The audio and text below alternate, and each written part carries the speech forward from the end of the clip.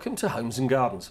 I'm Julian Fisher. Now, more and more property owners are becoming landlords, whether it's through not being able to sell their property, inheriting a home, or moving in with a partner. However, new landlords are often putting themselves at risks, and joining me today to discuss what those dangers are, as well as how to avoid them, is firstly finance expert Emma Lunn, and also a landlord, I believe. A former landlord, yes. And MD of Northwood, Nick Cooper. Welcome to you both. Hello. Now, we are live today, so if you have any questions for Emma or Nick, please use the box on your screen and we'll do our best to tackle them over the course of the next 15 minutes or so. And if you're tweeting whilst watching the show, please use the hashtag #StudioTalkTV, and we'll try and give you a mention. Now, let's get straight into this. I mean, it's off the back of a report that you've commissioned, Nick, but just explain to me these kind of accidental landlords that we're talking about. We're not talking about professional landlords who own multiple homes. These are people who've kind of almost slid into becoming a landlord accidentally, either through sort of moving back home with parents or moving in with a partner or not being able to sell properties. These are the kind of people we're talking about, is that right? Absolutely, yeah. This survey was aimed specifically at a group called accidental landlords, and this is a growing, really big group of landlords now, really since the recession. And they are people that can't sell their property. Perhaps they're people that relocate because of jobs. So they did have a job in London and they've lost that job, and now they're going to relocate to Manchester or wherever it is. They don't want to sell their property because perhaps it's their home. Perhaps they're only going for 3 or 4 years, and perhaps they want to come back to their home. Perhaps two people get together and have 2 properties and move into one of those properties and can't sell it, so they find themselves in the rental market. Small investors who have 1 or 2 properties. These are accidental landlords as a consequence of a life circumstance that throws them into the market. And we did a survey that was pitched really at those people to find out really what was happening to them, because our experience was that they were getting into it and finding there was a whole load of extra costs which they weren't expecting. And that was certainly evidenced in the survey. £2.1 billion worth of ad hoc costs spent on properties from this group throughout the country. So it was very revealing, and I think it did show that this group, accidental landlords, were finding themselves with extra cost which they hadn't expected. Well, Emma, perfect opportunity to bring you in here. You, as well as being a personal finance writer, you also were a landlord yourself? Yeah, I was a landlord for 5 years. And what were those expenses or unexpected expenses that Nick's talking about? In general, I found being a landlord was much harder than I thought it would be. The costs of maintaining the property were high. Just about a year ago, the hot water tank broke down and it cost about £2,000 to fix. I also put the tenants into a hotel while that was being done. And those kind of costs I hadn't planned for. And that probably wipes out your profit for the year. Pretty much, yes. And as you say, it's bringing the property up to a certain standard. I'm presuming in the current market, you've got professional people moving into these properties. They have expectations. And understandably, yes. And obviously, the bare minimum they expect is hot water and heating. So you're working all the time. So it's important to get those things fixed quickly when they do break down. And what other sort of costs did you find sort of popped up along the way that you hadn't budgeted for or hadn't expected? I found some months, had one tenant at the beginning who was late with her rent. I had a mortgage on the property, which meant I had to cover that out of my income instead, and that was quite difficult. And also when tenants move out, the cost of getting a new tenant to move in. Okay. Now, part of covering yourself, I suppose, as a landlord are various agreements that you draw up. Again, was that something that you had to sort of research, or did you do it at all? I definitely did it, and I'd advise anyone else who's going to be a landlord to get a tenancy agreement drawn up. You can get them from the internet, but also a letting agent will be able to provide an agreement for you. Well, you mentioned letting agents there. Yes. Nick, that's what you do. I'm assuming that a lot of people, especially the accidental types that you're talking about, who literally just have a single property, think, well, I'm going to lose a big chunk if I give this to somebody else. How hard can it be? Yeah, you say lose a big chunk, and you used the word profit earlier. And I think it's important to stress that this group of accidental landlords are doing it as a consequence of what's happened in their life. So it's not necessarily about profit. If they lose 1 month's rent and have to pay a mortgage, then all of the profit is wiped out. It's not assessed as profit. This group really should be focusing on professional advice, really should make sure that they get help in doing this, because if you do it alone, then you are going to, as the survey suggests, enter in a world where ad hoc costs appear that you weren't expecting, and it's crippling in some circumstances. Do you have a rule of thumb that kind of sort of potentially sort of annual costs that The survey identified £1,500. That's what landlords were saying per annum in ad hoc costs, and that was a big number. We were quite surprised at that. That is a big number, considering if you match that up against if someone is paying a mortgage and then looking to make the difference, really. And I think one of the big concerns, and what came out and was flushed out in the report, was a significant proportion were concerned about tenant arrears over the next few years. With the jobs market tightening, I think as a landlord, it's one of the biggest concerns you have. It's about assessing your risk in the future. If you have a mortgage, as you say, to pay, you have established costs you have to pay on a property.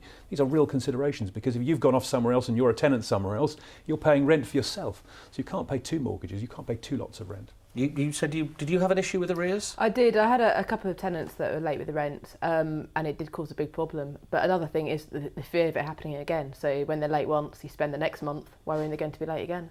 And I suppose part of the problem is you're a single property, you've rented out to a nice couple or whatever. Yep. You've got quite a personal relationship with them. Yep. And then something tricky happens, and it's suddenly going from almost an acquaintance to having to be quite firm and potentially actually have to take legal action. It can be quite awkward how you play that situation, I expect. Yeah, I mean, I had a tenant when they moved out. We disagreed about the state of the flat when they moved in and when they moved out, and it's quite a conflict situation, and it's quite difficult to handle.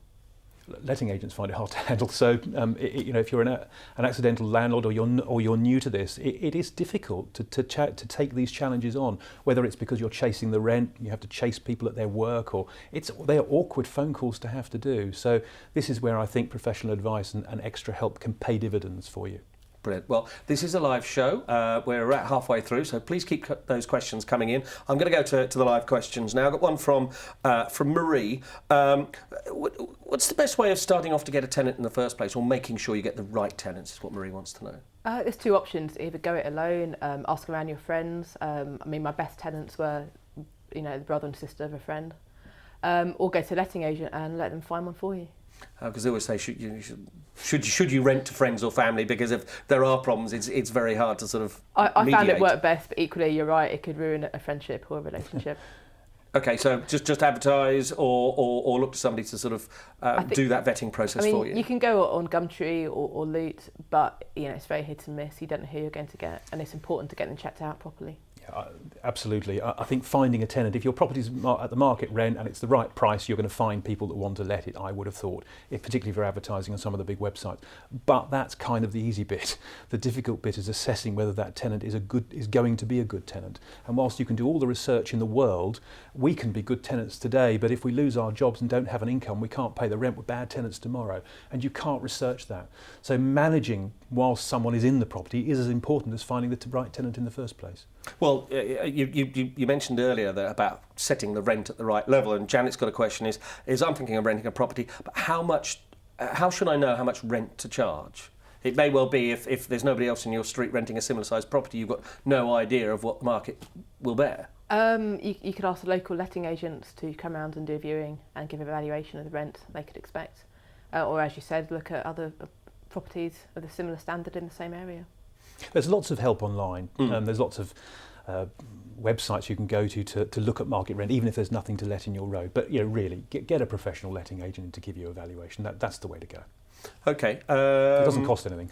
And a quick question here from Jane Smiles. Jane says she's considering renting out one of her spare rooms to a friend. Now, that's kind of, is that being a landlord? It's not renting an entire property, it's just renting a room out somewhere that she lives. Is that a little bit different? It's a little bit different, and it comes up with different issues in that you're sharing your living space with somebody that you might not know when they move in, and you've got to be prepared for what that actually means. But it's a different kind of agreement drawn up in that situation. Okay. One question in from Patrick from Brighton. I live in Brighton and can't decide whether to rent my 3-bedroom flat to students or professionals. Any tips for helping me decide? I presume what he's saying here is you potentially can get more money if you rent out each room to students than maybe just a pair of professionals there. But I presume that all sorts of problems with houses in multiple occupation. Get an agent to help you, research the tenants properly, reference them properly, get professional help. Yeah, I mean, well, let's talk about students. I mean, because students come with a bad reputation, but equally they also tend to come with some kind of guaranteed funding for 3 years. So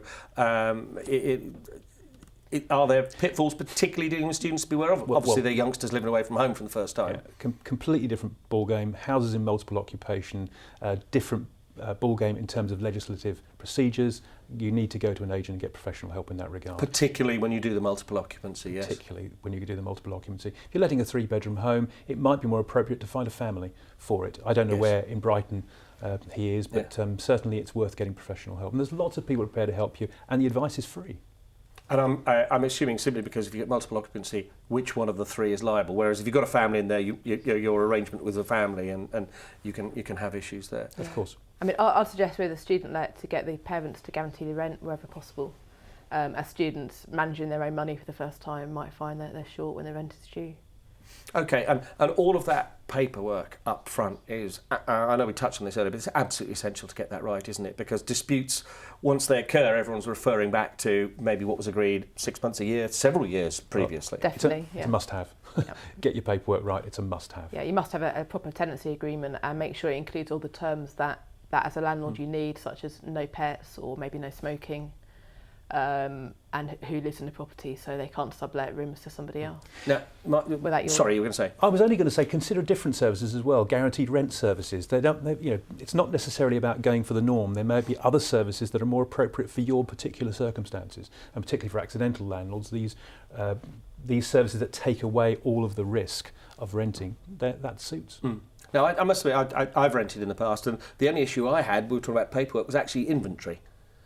Because it was, I rented for several years. At the end, frankly, neither of us could remember half of what was on the inventory. How important is that? Because after all, you kind of forget to, whose is that?